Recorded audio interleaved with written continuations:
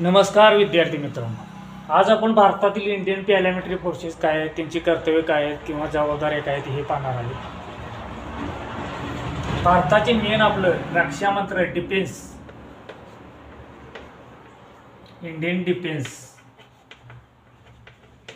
डिफेन्सच्या भारतीय रक्षा मंत्रालयाच्या अंतर्गत जे विभाग येतात,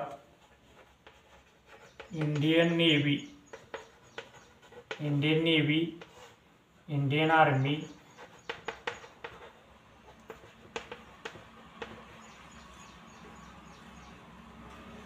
तसंच इंडियन एअरफोर्स,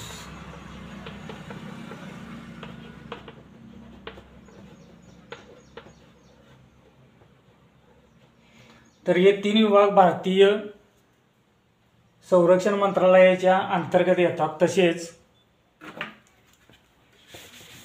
भारतातील जी निमलष्करी दले आहेत म्हणजे पॅरामिलिटरी फोर्सेस आहेत, CRPF, BSF, Assam rifle, Indian Tibet border police, central industrial security force, सशस्त्र सेना दल, हे CAPFS सेंट्रल आर्मड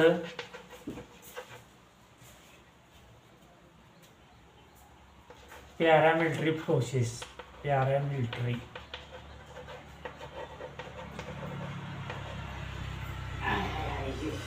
केंद्रीय सशस्त्र निमलष्करी दले याचा अर्थ आहे. हे काय, यांची परीक्षा कोण घेते, काय करते ते आपण पाहायचं आहे. तर भारतातील जी केंद्रीय निमलष्करी दले आहेत, तर यांची परीक्षा SSC GD म्हणजे काही स्टाफ सिलेक्शन कमिशन, सेवा निवड आयोग म्हणून असतोय. तर ही पॅरामिलिटरी सेवा निवड आयोग, तर यांच्यामार्फत या परीक्षांची एक्झाम भरती घेतली जाते. सेवा निवड स्टाफ सिलेक्शन कमिशन मार्फत जनरल ड्युटी कॉन्स्टेबलची पदं भरली जातात. तर या कोणकोणत्या फोर्सेस आहेत आपण पाहूया. निमलष्करी फोर्सेस कोणकोणते आहेत, ते भारतीय सैन्याला कशी मदत करतात, त्यांच्या जबाबदाऱ्या काय आहेत, कर्तव्य काय आहेत हे पाहूया. तर पहिला आपण पाहूया ITBP, Indian Tibet border police, Indian Tibet border police. तर यांचं कार्य आणि कर्तव्य काय आहेत बघूया. इंडियन तिबेट बॉर्डर पोलीसवरती यांचं बघूया. जे भारताला जे चीन आणि भारत यांच्यामध्ये 35 किलोमीटरची सीमा आहे, त्यांचं रक्षण करणे हे यांचं प्रमुख काम आहे इंडियन तिबेट बॉर्डर पोलीसचं. तर दुसरं पॅरामिलिटरी फोर्सेस काय आहे बघूया.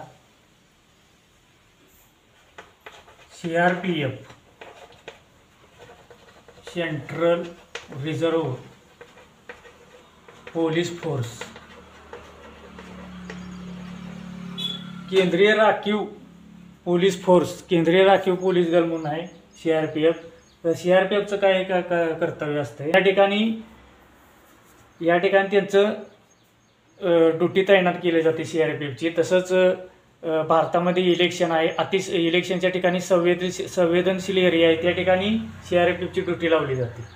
तर पुढलं आपलं फोर्सेस काय आहे, SSB सशस्त्र सीमा बल. सशस्त्र सीमा दलाचे कर्तव्य काय आहे बघा. सशस्त्र सीमा बल भारतात जे नेपाळ आणि भूटान देश आहेत, त्यांच्या सीमावर यांची तैनाती असते. सीमांचं रक्षण करण्यासाठी सशस्त्र सीमा बल मदत करत असते. तर पुढलं फोर्स आहे CISF central industrial security force.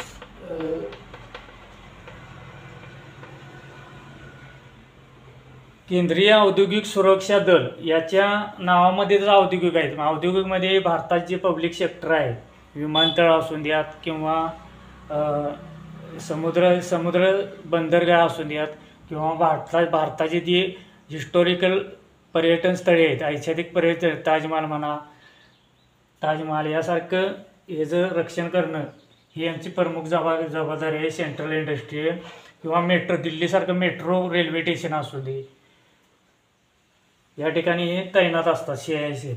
तर पाचवं आपलं फोर्सेस आहे आसाम रायफल.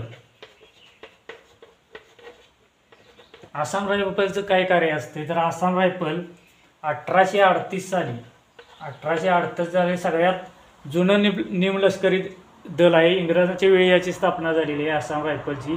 आसाम रायफलचे काय आहे, भारतात जी पूर्वोत्तर राज्य आहेत, पूर्वोत्तर राज्य म्हणजे कोणती, नागालँड, आसाम, अरुणाचल प्रदेश, त्रिपुरा, मिझोराम, मेघालय किंवा जे आपलं हे म्यानमार देश आहे, म्यानमार, भारत आणि म्यानमार रक्षेवर हे तैनात असतात. कोण, आसाम रायफल. तर सहावा आपलं फोर्स आहे BSF, बॉर्डर सिक्युरिटी फोर्स, सीमा सुरक्षा दल, बॉर्डर सिक्युरिटी फोर्स. याची जबाबदारी काय असते BSFची, भारत आणि पाकिस्तानमध्ये जी बॉर्डर आहे त्या सीमांचं रक्षण करणे, तसेच जम्मू काश्मीरची बॉर्डर आहे किंवा गुजरातची बॉर्डर आहे किंवा बांगलादेशचा काही भाग आहे त्या सीमांचं रक्षण करणे हे यांचं BSFचं कर्तव्य आणि ड्युटी असते. तर यांची एक्झाम कशी होते, वर्षातून 1 किंवा 2 वेळा या परीक्षा निघतात. सेंट्रल आर्म पोलीस फोर्सेस म्हणून असते. यांची परीक्षा स्टाफ सिलेक्शन कमिशन घेते. स्टाफ सिलेक्शन SSC-GD म्हणून आहे कमिशन.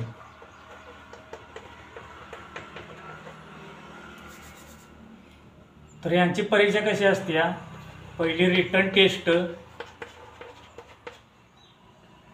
पुन्हा फिजिकल टेस्ट,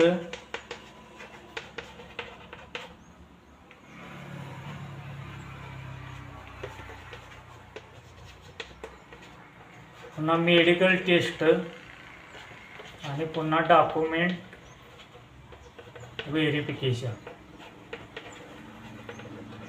तर यांच्या परीक्षेचे असे 4 टप्पे आहेत. रिटन टेस्ट आहे, पहिल्यांदा CBT कॅम्प्युटर बेस्ड टेस्ट होती रिटन टेस्टमध्ये.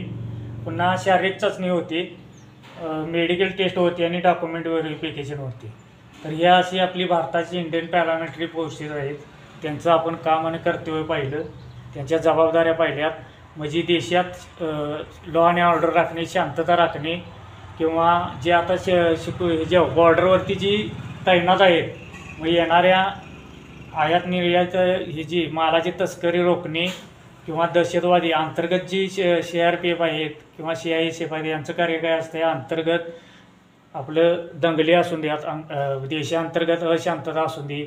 आणि ह्या पॅरामिलिटरी फोर्सेसचं आता बघितलं, सीमा संरक्षण करणे.